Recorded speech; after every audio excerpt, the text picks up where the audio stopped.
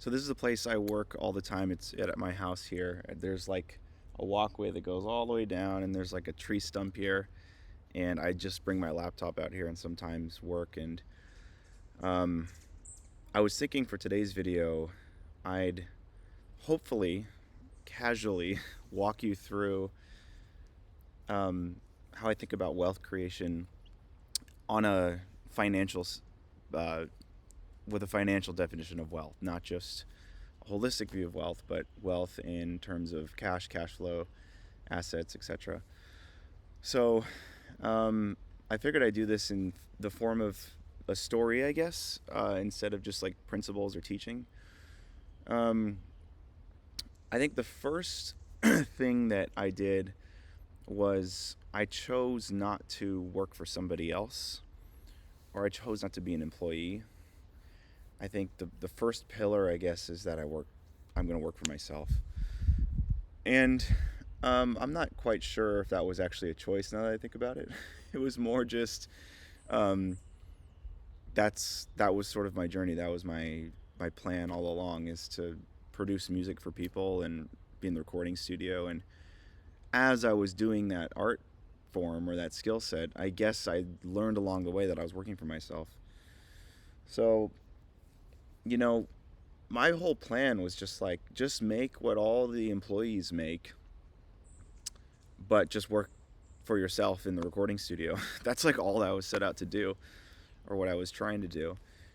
And that was achieved. So I remember I was 16, 17. I graduated high school early, so I was in the studio pretty quickly. Around that age, making maybe $100 to $200 a day, and the studio would get 500 or something. And so that was rolling along, and I was making basically $3,000 a month as a 17-year-old or whatever. For me, honestly, that was more than enough. That's like all that I needed. I was just happy that I was just a music producer, working, doing what I loved, right? Um, Now that's all fine and good. Now I live at the time, and I guess now I do half the time. I live in San Diego, but back then when I was working in the recording studio, I noticed that there are many people that purchase homes here, um, and then hold on to them, and they're worth like a whole lot of money. This is right around the time where interest rates were 2-3% or something. So when I was making that income, let's see, how much is that? I have to pull up a calculator. $3,000 times 12. That's 36 grand a year. You can't make you can't you can't buy a house like the one I have here with that income. Like, how are you going to do that?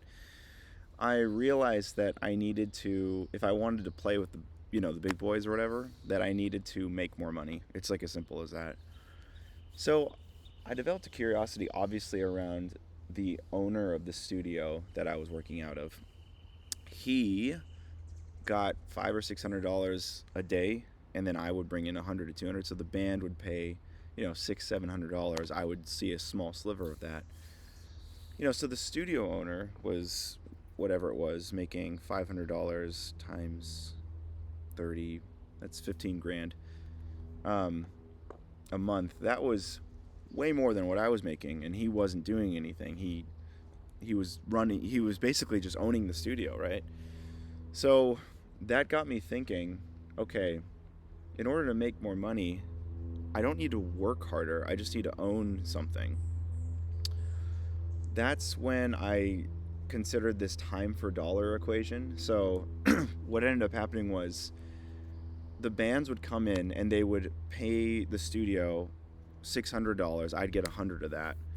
I mean, literally, they would give me $600 cash, and then I would give $500 to the studio, and I'd keep $100. That's how it worked. I realized that I was in charge of bringing in clients, I was in charge of fulfilling, and then I was in charge of paying rent. So I realized, okay, this isn't a job. I'm just renting the studio, essentially, and I get to use it. Now, once I realized there's a power in ownership, what I did was I would see these bands come and record, and then later on, um, they would go away, and I'd spend a day mixing the EP or the song or whatever, and they would pay the same dollar amount, $600. I keep 100, the studio keep 500. But I got really good at it, and so they would go away, and then I would take 2 hours to mix the thing as opposed to 8 to 10 hours.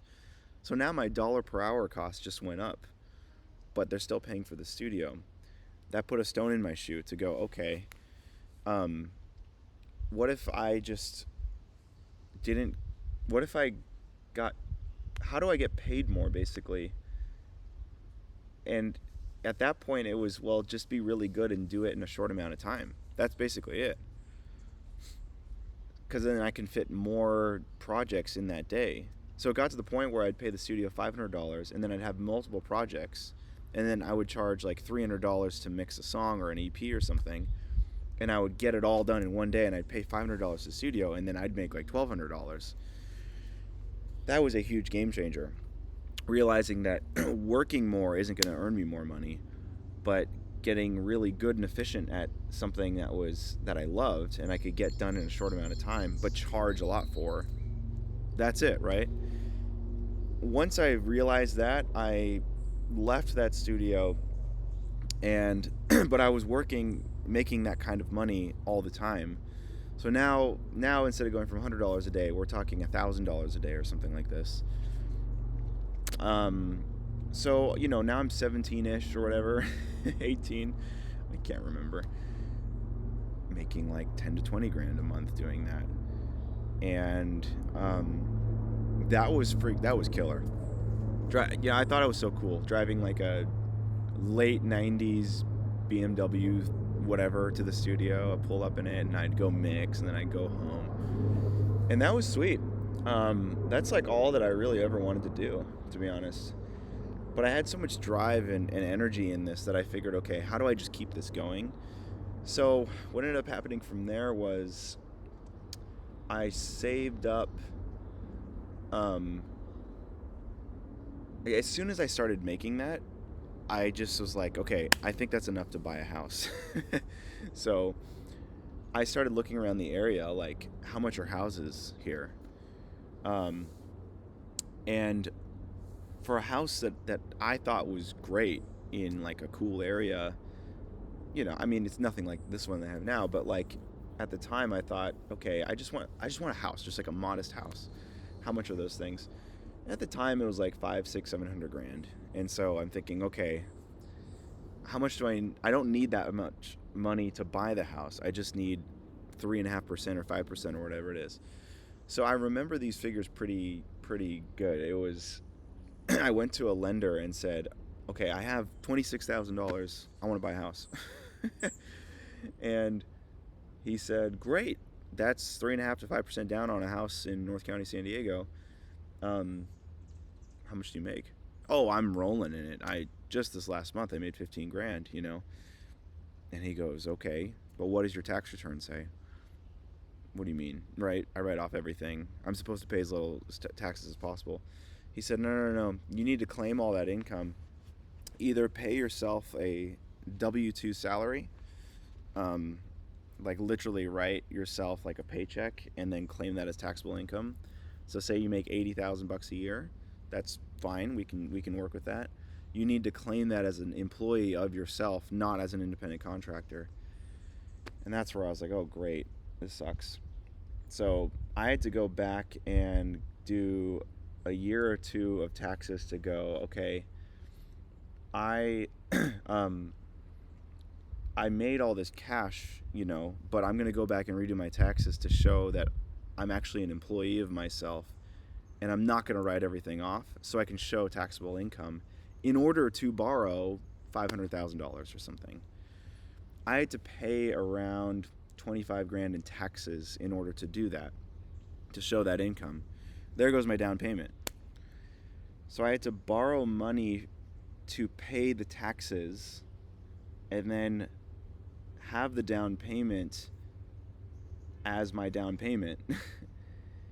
And I think I got it down to like 16 grand actually, now that I think about it, the taxes. And I paid that person back after we got the house. immediately, like within 3 months, I paid them back. And there I was, like I was in this house. I had like a separate studio that I was mixing and mastering out of, and there was a guest house that we rented out, and the whole home was $585,000. We put 20 something down, 26, 28 grand down, or something like this, at a 3 something percent mortgage. I remember how much it was each month. It was $3,666, something like that.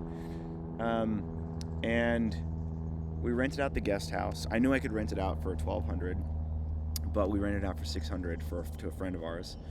And then I had my own little studio where I could do whatever I wanted. And so I stopped recording bands at a studio at that point. And if I needed to record bands, I would just go rent a studio.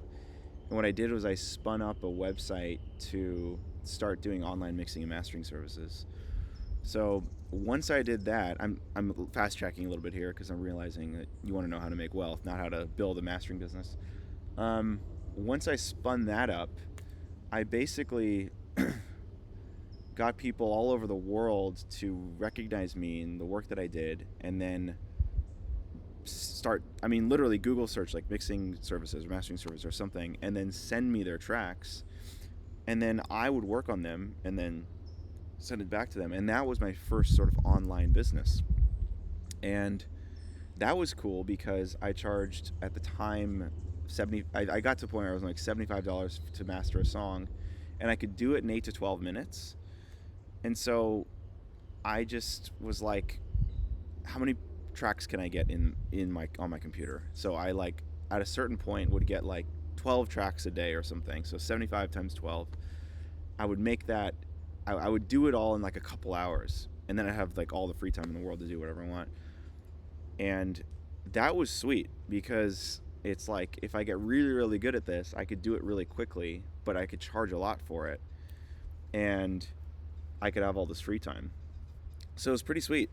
And like, there's rental income there, so my mortgage payment is offset by this, and whatever I make like helps, right? And then something interesting happened. When I looked at my Redfin and Zillow and stuff like this, what my home was worth, it jumped up to $700,000 within, like, I don't know, a year or something. And this isn't all the time, okay? But it's what happened here, okay? And my mortgage broker called me and he said, dude, I can get you like a HELOC. What's a HELOC? And now I'm an expert at HELOCs. I love them. But it's home equity line of credit. And he said, I can give you a 0.9% interest-free or interest-only payment line of credit on your home because you've gained all this equity. Do you want it? I said, sure. No qualification process. They appraised the home. It passed flying colors. And there I had $70,000 of like 1% interest rate money that I could use. With inflation at the time being like 7% or whatever, like, it's free money. So I'm speeding up a little bit here. I kept doing what I was doing with the online business stuff, but I took all $70,000 and I grabbed it, and I put a certain amount towards a domain name purchase, that is mastering.com, the company that I started, because I knew that would be the next iteration. And I literally just like paid myself that and then had a payment on it, and then like bought the domain name because I knew that's what I wanted to do. And then the other bit, I looked for places in the United States that could rent out well. So like $80,000 to $200,000 homes. An $80,000 home you could rent out for $900 a month. For a $150,000 home you could rent out for $1,400 a month. Places in the Midwest and South. And so what I did was I took all of that that free equity, I guess, that was just given to me because of the appreciation of the home, and I put 20% down payments on a few of those homes. So now it's like, okay, I'm making this money, I have access to this equity, I'm transferring that equity to purchase more things, and they all cash flow positively, and it covers this tiny payment on the HELOC, and I could pay off the HELOC in like a year or two if I really wanted to. And at the time, like, the portfolio must have been worth 700 plus, I don't know, 400, basically $1 million equity portfolio. And so that was sweet because $1 million at, you know, um, I'm an idiot, 8% appreciation. I could have just said 80,000. That's $80,000 a year of appreciation. That was just a tailwind, not to mention that it was cash flowing and um, adding to my income. So each one of them cash flowed after the mortgages a few $100 a month or whatever. So let's call it, 15 to 2,500 bucks a month extra income plus the rental property, and I own $1 million portfolio, and it's appreciating at the bare minimum 6%, which is 80 grand a year. This idea of ownership kept coming back to me. Like, if I can control and own things, then things go well.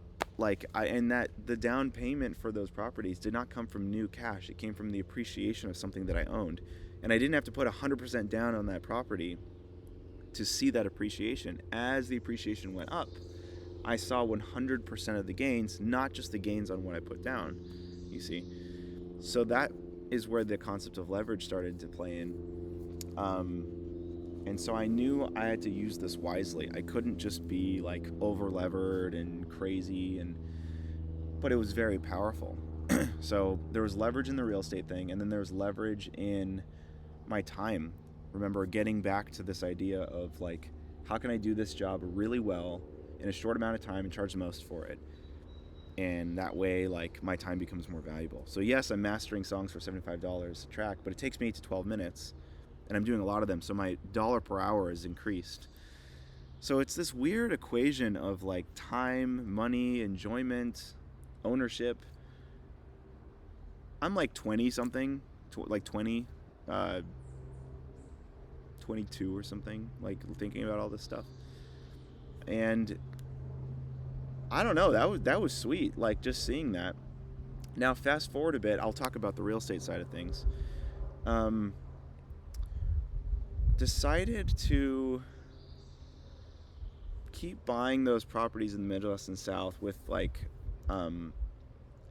basically, if I had an extra 20 grand, I would go buy one or something.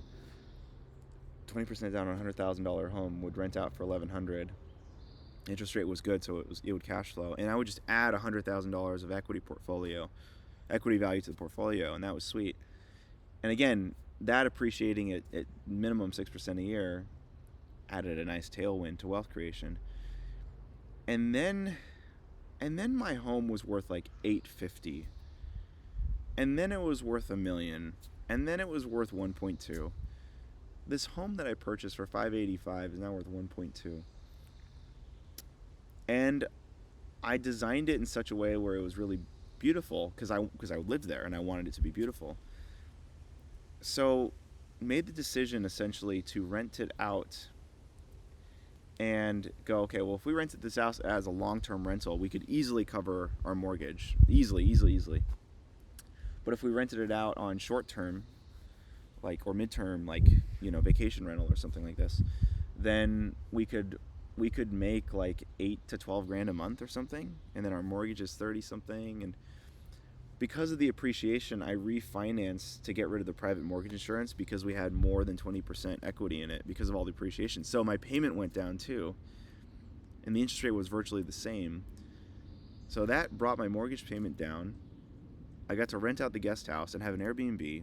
I got to move out, and now like I've just added like an extra 6 grand a month into my income, and as today it's worth about 1.2 million.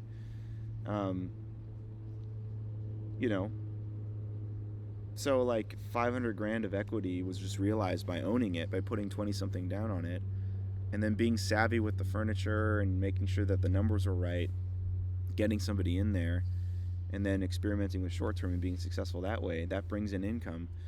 So now it's like I've got my income from my online business, I've got income from rental properties, and I have equity. Like, oh, okay, we're still going. Like, what do I what do I do, right? So I just kind of applied the same things to business, which was like, how do I keep doing that? Um, so I went on to start an education company, transferring those skill sets. And instead of charging $75 to master a song, I started charging $2,000 to learn how to master a song through the means of a course or consulting or something like this. And to fast forward quite a bit, that business did really well. It took off, and there was leverage there because now the um, thing that I needed to do, which is this 8 to 12 minute process, I needed to slow it down and track out and record like what is it that I'm doing? How is it that I'm able to do this?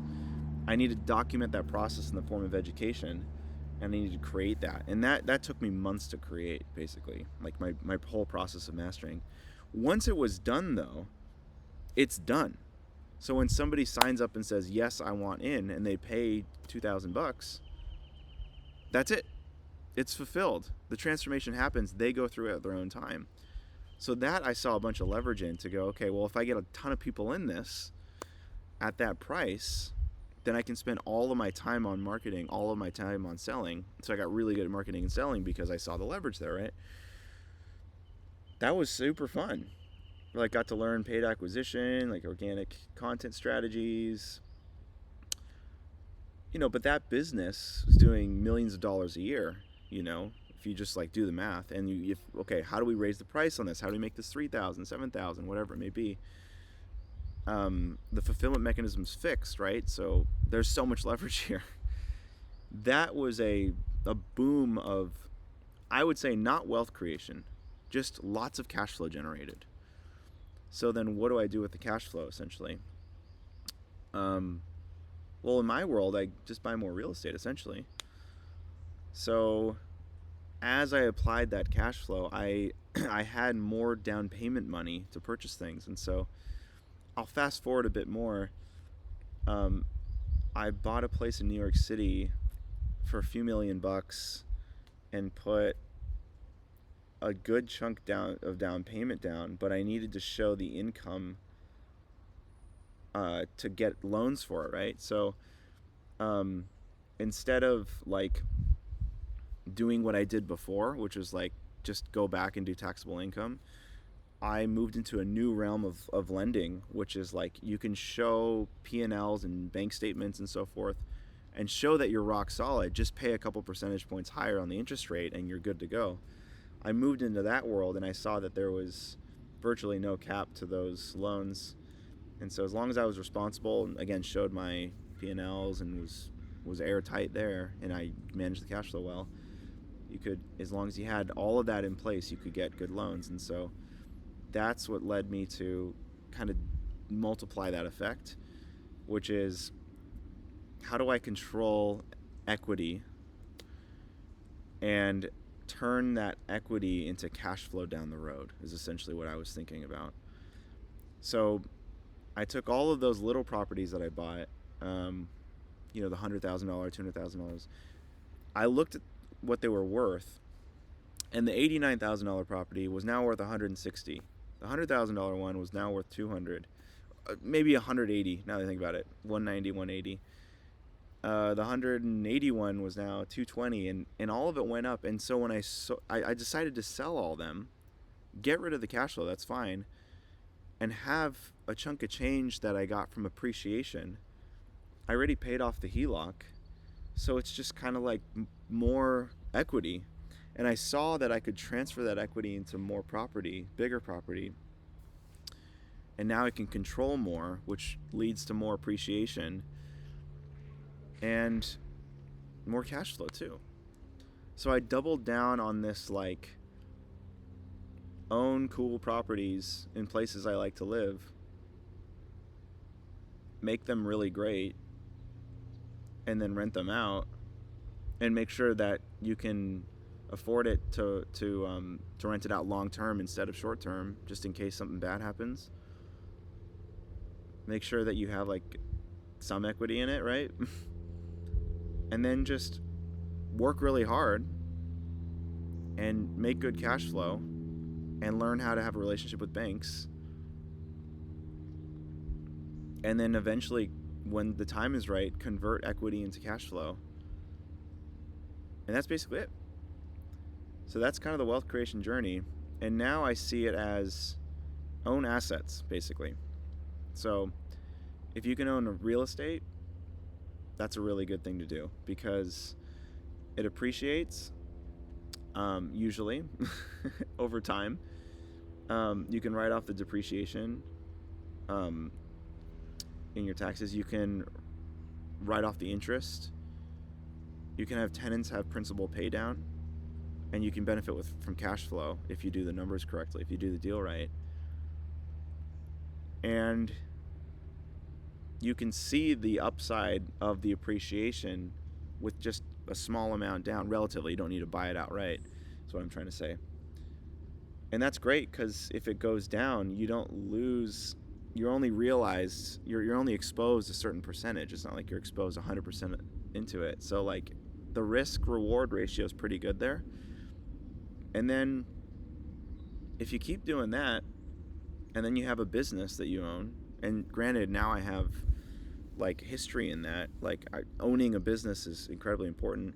That business can eventually be a cash flow generation machine, but then eventually get to the point when you're in the multi seven figures that it's an asset now. It's like real estate, where you can borrow against it. It's worth something. You can sell it, and that's where my experience is like having an asset, exiting, having financial reward there, and realizing that like if you own an asset, you can always convert that equity into cash, which you can convert into cash flow if you buy the right asset. Okay, there it is. To go a little deeper though, I might say, for me to reveal my portfolio, my net worth and the equity, and like here's what I'm doing and all this stuff, it kind of just makes me like this another sort of surface level do this, do that dude. There's plenty of them. I think the thing that I'd like to share that goes a little deeper here is my pursuit in that world. There were sort of two sides to me there. One was I wanted freedom and time and enjoyment, all of that stuff. And the other was I wanted to sort of play a game. This is the game of life, almost. I'll say this. After kind of hitting all my targets, purchasing the things I wanted, building the things I wanted, selling a company, doing that whole thing, I felt an immense sense of grief and loneliness through that. But more importantly, I felt a very, a very unfulfilled, and this is so funny because you hear this all the time and it's not anything new, very unfulfilled. What I realized I was doing is, yes, that's all smart and savvy and so forth, and I love talking about this stuff. But what that was doing was I was grabbing on the exterior, I guess, world and navigating my life through the game in order to benefit from what it gives you, or what it gave me. I was also hoping that move through the exterior world was going to allow me to work on myself so I could step up and work and do all these cool things. A lot of that is true, and a lot of that happened, I will say. But now I'm realizing, like, where's the real wealth? Where is the real net worth? Where is the real equity? And I will say that if I go back to me in the recording studio making $3,000 a month, driving my little Beamer around and having a pretty cool life, that feeling that I felt then is very similar to what I feel now. In other words, you don't have to go through that rigmarole to get what you really want. What I just wanted was to do what I loved and have like a great, cool, fun life and be good at something. Like, it's pretty simple, right? Now, after having said all that, I hear many folks say that they want more freedom, more time, more leverage, more money, They want to exit. They want to, escape. They want all of these things. They want to hit the, eject button and then launch out and do whatever I want and all this. I've realized that's a certain definition of freedom that I don't think actually gives you the freedom you want for what it's worth.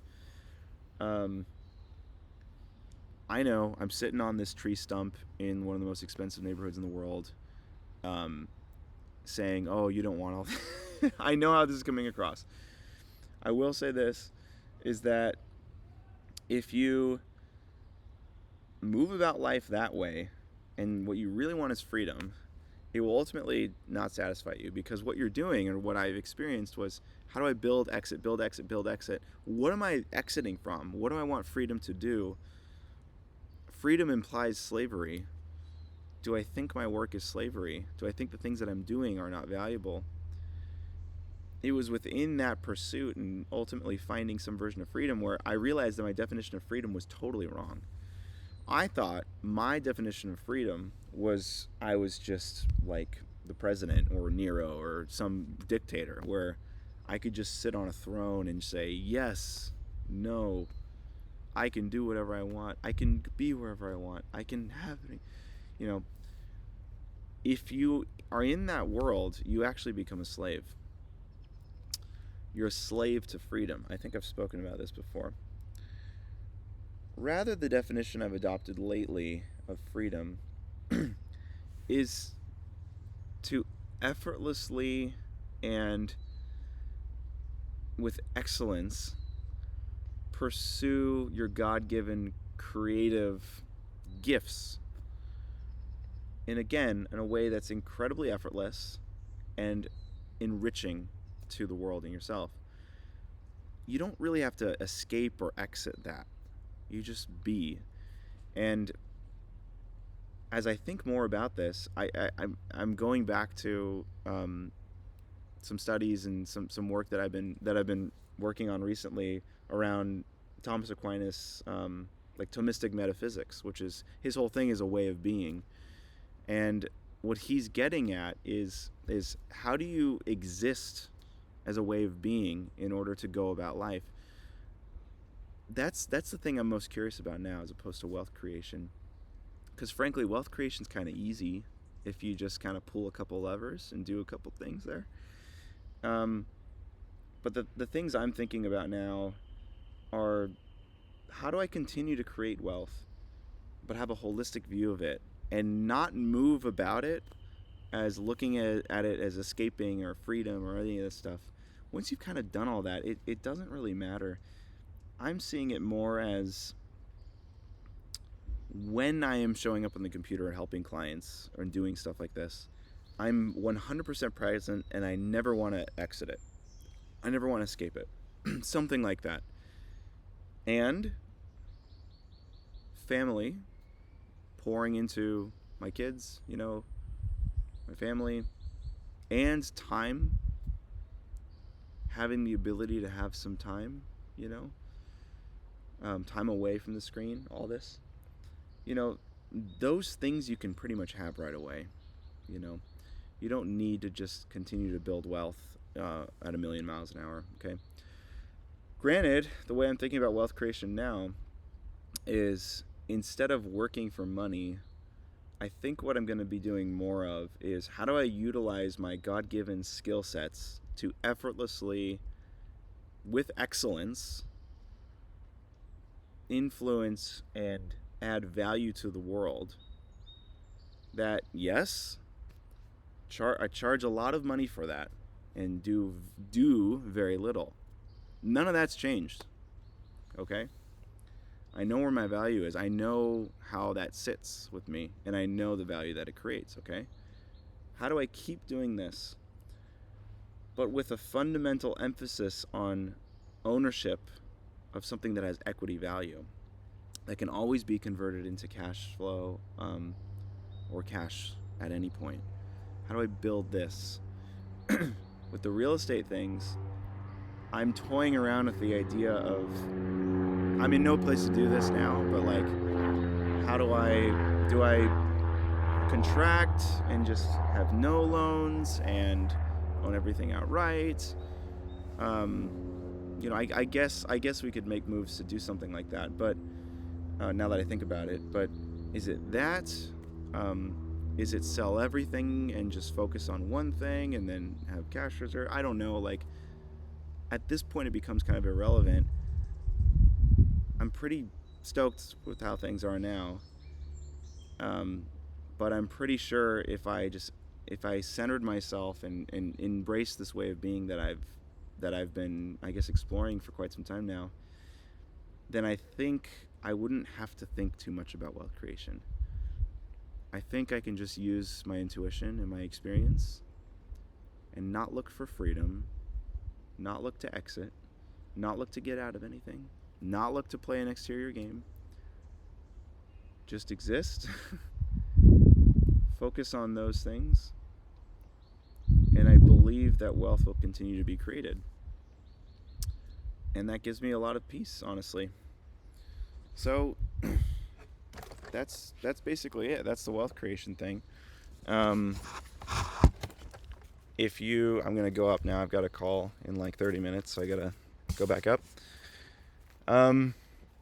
If you're thinking about all of this, I think just a couple things to keep in mind is that, one, do you have the ability to control your income? One, right? But number two, in that same realm, are you able to, sorry, I'm walking through the jungle here. Are you able to charge as much as possible and do it in a short amount of time?